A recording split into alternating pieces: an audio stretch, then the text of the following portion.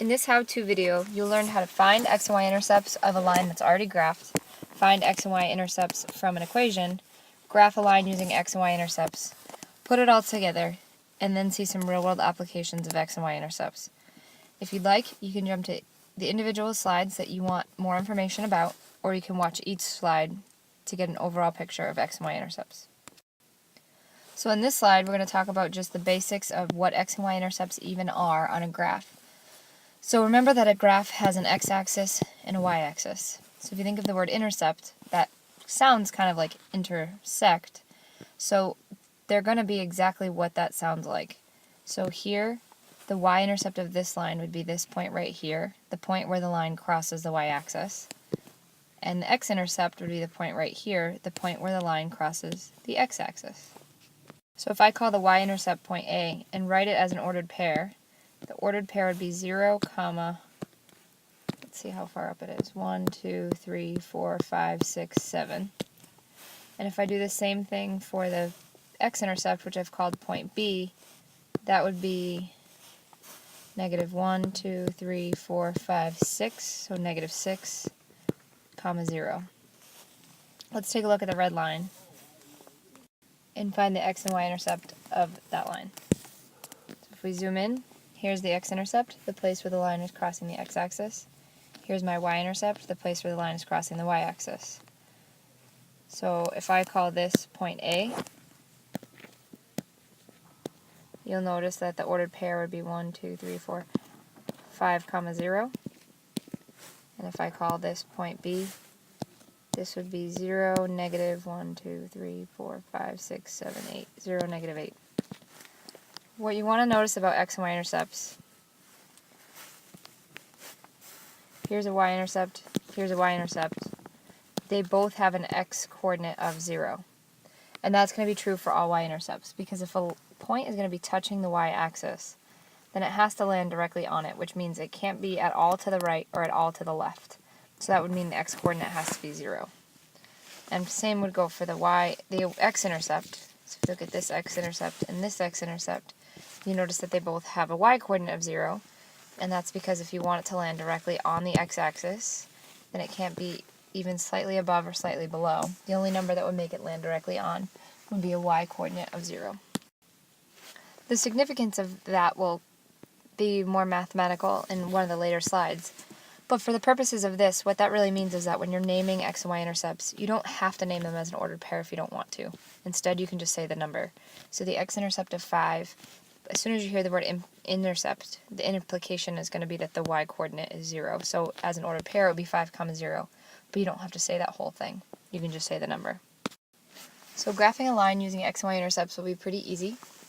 In this case, we're actually told what they are. So the first thing that you're told is that the x-intercept is 5. So what that means is that the line that we don't have yet, because we don't see a line here, but the line that we're going to graph is going to cross the x-axis, that's this axis right here, at 5. So since it's positive, it's going to be to the right, and I'm just going to count over 5. I'll zoom in a little bit. I'm going to count over 5. 1, 2, 3, 4, 5, and I'm going to put a point right there. So that's my x-intercept. And now if I go back to do my y-intercept, it said it had a y-intercept of negative 3, so that means it's going to cross the y-axis at negative 3, and since it's negative, it's going to be down. And I'm going to put a point. Now keep in mind that lines have infinite points that make them up. We just happen to find 2 of those points. So the reason I'm saying that is when you connect with a line, you're still going to make your line pretty long. You want to draw a nice full line, and you're also going to draw arrows on the end. So even though we only used 2 points, this point right here, the y-intercept, and this point right here, the x-intercept, even though those were the only 2 points that we used, this line actually has infinite points on it, so we want to show that the line would extend forever in both directions. So now we're going to find x and y intercepts. So the first thing I'll do, I want to make basically 2 different problems, and I want to find the x-intercept first. So on slide 2, one thing that we talked about is that if you want a point to land directly on the x-axis, which would mean that it's landing right on this line right here, then the y-coordinate has to be 0, because that's the only way for the point to land directly on the line. So I'm going to take my equation, 3x minus 4y equals 12, and I'm going to find the x-intercept by replacing y with the number 0. So if I do that, I'm going to get 3x minus 4 times 0 equals 12, because I know that the x-intercept occurs when the y value is 12. And now I'm just going to solve it like a normal equation. So I do minus negative 4 times 0, which is 0. Subtract that from 3x, which is just 3x. So you get 3x equals 12. Divide both sides by 3, and x equals 4. So my x-intercept is 4. If I wanted to write that as an ordered pair, which I don't have to, I could write it as 4, 0, because the 4 that was the x value came from this y value being 0. Now I can do the whole process again for the y-intercept.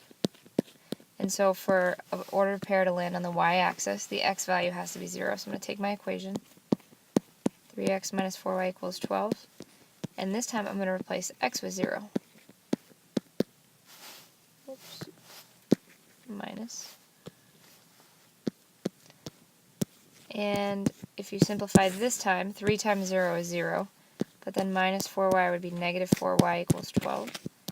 Divide both sides by negative 4. The y-intercept is negative 3. That could be your answer. Or if you wanted to write it as an ordered pair, which you don't have to, the x was 0 and the y was negative 3, because here was my x value of 0. Either one would be fine. So now I'm going to put it all together by first finding the x and y intercepts, and then graphing the equation.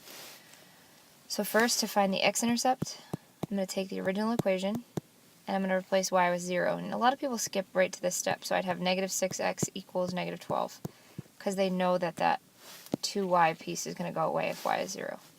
And if I divide both sides by negative 6, I get an x-intercept of 2. So I'm actually going to graph that right away, because that's one of the 2 points in my graph. So that means that the line that we're going to draw is going to cross the x-axis at 2. And now I'm going to go find the y-intercept, and to do that, you change x to 0. And if you change x to 0 in the original equation, then the new equation would become 2y equals negative 12.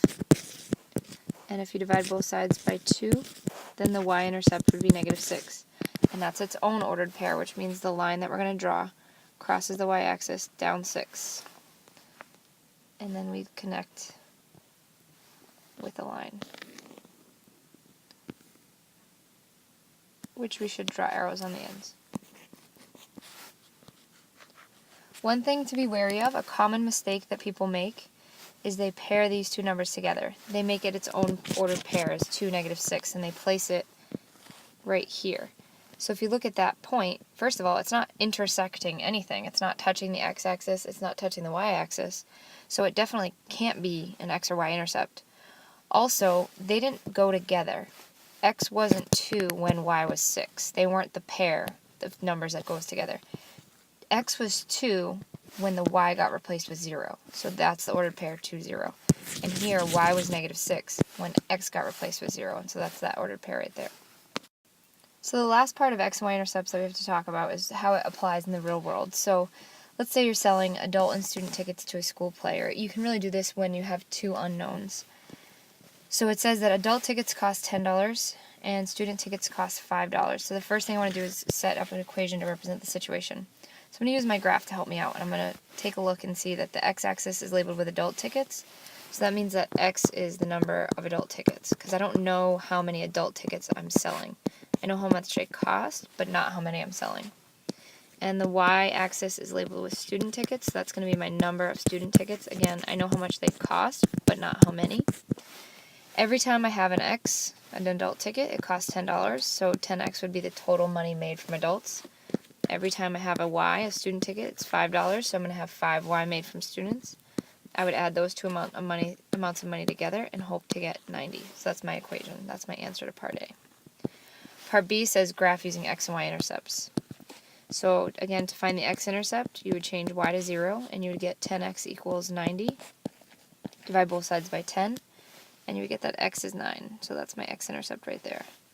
For the y-intercept, if you replace x with 0, you're going to get 5y equals 90. Divide both sides by 5, and you're going to get y equals 18. And so my y-intercept would be right here. And then we're going to connect with a line.